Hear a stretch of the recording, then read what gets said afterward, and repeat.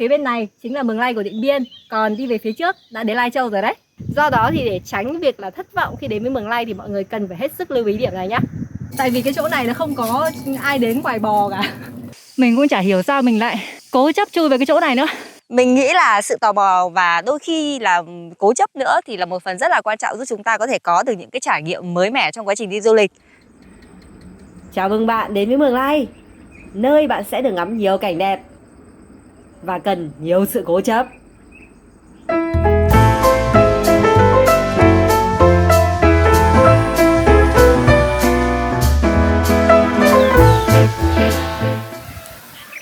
Mường Lây thì là một thị xã nằm ở phía bắc của tỉnh Điện Biên, cách trung tâm thành phố Điện Biên Phủ khoảng 100 km.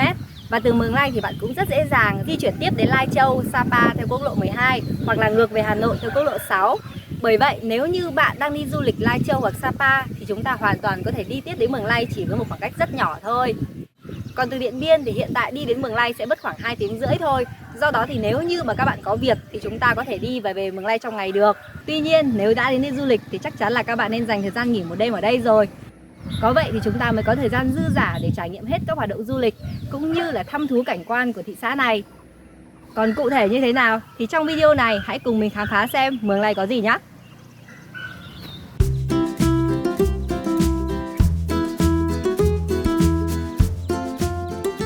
Có thể bạn sẽ bất ngờ khi biết rằng khung cảnh hiện tại của Mường Lây là kết quả của một cuộc di dân tái định cư thế kỷ từ những năm 2000. Còn Mường Lây cũ hiện đã nằm sâu dưới hơn 200 mét nước của lòng hồ thủy điện Sơn La rồi.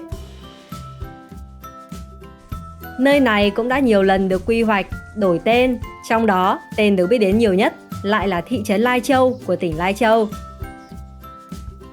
Cho đến khi Lai Châu và Điện Biên tách ra năm 2004 thì cái tên Mường Lây đã được dùng từ đó.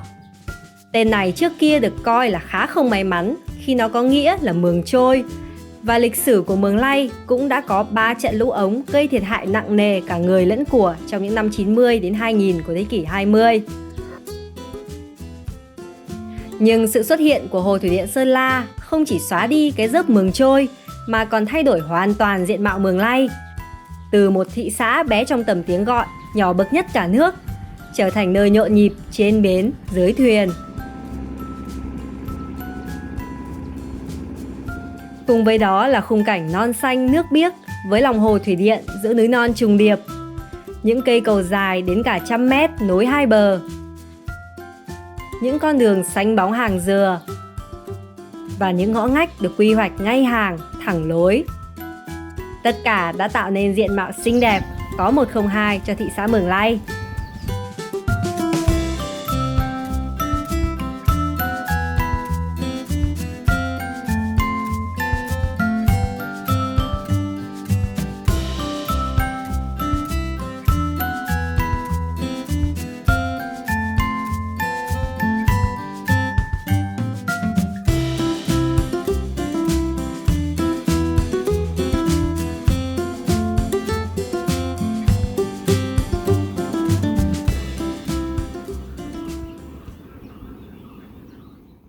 Về thành phần dân tộc thì Mường Lây bao gồm có 9 dân tộc anh em, trong đó thì chủ yếu là người Thái trắng. Do đó thì địa phương này còn được gọi là thủ phủ của người Thái trắng tại Điện Biên. Những ngôi nhà sàn rộng, đẹp và được quy hoạch hết sức gọn gàng tại đây là kết quả của cuộc di dân tái định cư để làm lòng hồ thủy điện Sơn La. Nói cho dễ hiểu thì khu vực ngập nước mà các bạn nhìn thấy như bây giờ trước kia là nơi sinh sống và canh tác của bà con Mường Lây. Tuy nhiên sau đó thì khoảng hơn 4.000 hộ, tức là hầu hết cư dân của Mường Lây đã phải di chuyển tái định cư để nhường chỗ cho công trình quốc gia này. Nhà sàn của người Thái trắng tại Mường Lây thì có một điểm hết sức đặc biệt, đó chính là sẽ có những ngôi nhà được lợp bằng đá đen. Đây là một loại đá được khai thác từ rìa núi hoặc lòng sông, bao gồm có nhiều lớp. Sau khi vừa mới khai thác xong khi đá vẫn còn mềm thì đá sẽ được cắt xẻ ngay tại chỗ. Thông thường thì sẽ được cắt thành hình vuông kích thước 20 x 20 hoặc 30 x 30 cm dùng để lợp mái nhà. Thông thường để lợp được một mái nhà sàn thì sẽ mất tối thiểu là 3.000 viên đá với kích thước là 30 x 30 cm. Đá sẽ được xếp lên mái nhà và lợp chồng lên nhau theo hình giống như vảy cá, sau đó thì cố định vào xà nhà bằng dây thép. Cách lợp giống như vảy cá này thì có liên quan đến tín ngưỡng của bà con người Thái trắng tại Mường Lây. Nó đại diện cho hình ảnh thần cá với ước mong là thần sẽ phù hộ cho gia đình luôn bình an và no đủ. Trước đây thông thường thì đá đen chỉ được lợp bởi các gia đình quý tộc thôi, còn các gia đình bình dân thì sẽ lợp mái nhà bằng ranh, tuy nhiên vật liệu ranh thì không được bền. Sau đó thì cho đến những năm 81 và 82 của thế kỷ 20 thì bà con người Thái Trắng đã bắt đầu sử dụng đá đen nhiều hơn để lợp làm nhà. Sau này kể cả khi xuất hiện các vật liệu thay thế khác như là tôn, rô xi măng hay là ngói thì đá đen vẫn được bà con ưa chuộng, một phần bởi đặc tính bền vững, cách nhiệt, giảm nhiệt nhanh, và một phần khác nó là hình ảnh gắn liền với văn hóa của bà con Thái Trắng tại Mường Lây, là điểm đặc trưng giúp phân biệt bà con tại đây với các vùng miền khác trên cả nước.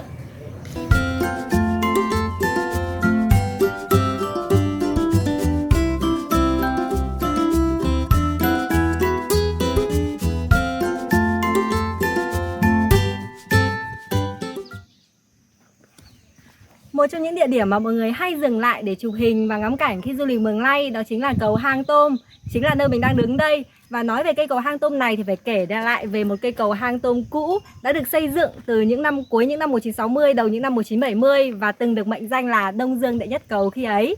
Trong chiến tranh chống Mỹ thì Trung Quốc đã viện trợ rất nhiều cho Việt Nam, và để quá trình vận chuyển hàng hóa viện trợ được thuận lợi thì khi đó thì Trung Quốc đã hỗ trợ chúng ta mở một con đường từ cửa khẩu Ma Lù Thàng của huyện Phong Thổ, Lai Châu đi qua Lai Châu đến Điện Biên và xuôi về xuôi. Đó chính là quốc lộ 12 ngày nay. Tuy nhiên là con đường đó đi tới khúc sông Đà này thì bị chặn lại. Do đó thì cây cầu Hang Tôm đã được xây dựng. Trong quá trình xây cầu Hang Tôm thì Trung Quốc cũng đã cử rất nhiều chuyên gia sang để hỗ trợ Việt Nam xây cầu. Cho đến hiện tại ở Mường Lây thì vẫn đang có một nghĩa trang liệt sĩ là nơi an nghỉ của những chuyên gia và những công nhân Trung Quốc đã tử nạn trong quá trình xây quốc lộ 12 và cây cầu Hang Tôm này. Cây cầu Hang Tôm cũ thì vẫn còn cho đến những năm 2011-2012 Thủy điện Sơn La bắt đầu tích nước.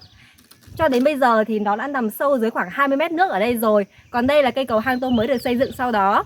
Tuy không còn đúng nghĩa là hang tôm, tức là nơi có nhiều tôm cá nữa, nhưng mà cây cầu mới này thì vẫn được giữ nguyên tên của cây cầu cũ, đồng thời tiếp tục thực hiện sứ mệnh là điểm nối hai bờ Điện Biên và Lai Châu. Như nơi mình đang đứng đây, phía bên này chính là Mường Lây của Điện Biên, còn đi về phía trước đã đến Lai Châu rồi đấy.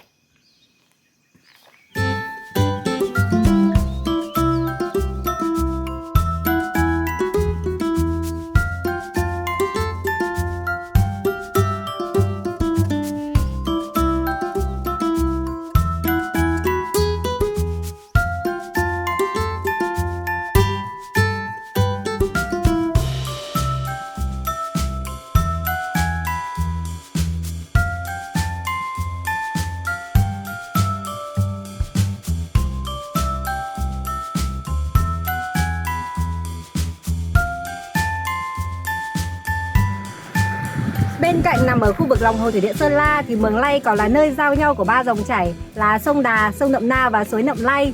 Và cũng chính bởi nằm ở khu vực lòng hồ thủy điện cho nên có một điểm các bạn cần lưu ý khi du lịch Mường Lây, đó là nếu như chúng ta muốn được ngắm nhìn cảnh quan sông nước hữu tình như thế này thì các bạn sẽ cần phải đến vào mùa mà thủy điện Sơn La tích nước, tức là từ khoảng tháng 9 năm trước cho đến tháng 3 năm sau. Còn nếu như mọi người đến vào mùa ngược lại thì lúc đó lòng sông hầu hết sẽ là khô cạn, và thay vì có nước thì sẽ có cảnh bà con trồng lúa và hoa màu ở ngay bên dưới lòng sông luôn. Bởi vậy là để tránh bị thất vọng khi du lịch Mường Lây thì mọi người nhớ chọn đúng thời gian nhé.